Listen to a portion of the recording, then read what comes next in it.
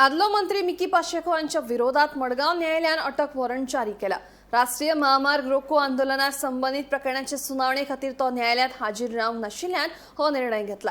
सध्या पाशेको हाँगकाँगात आशिल्ल्यान सुनावणेक हाजीर रावंक शकलो ना अशी माहिती मेळ्ळ्या।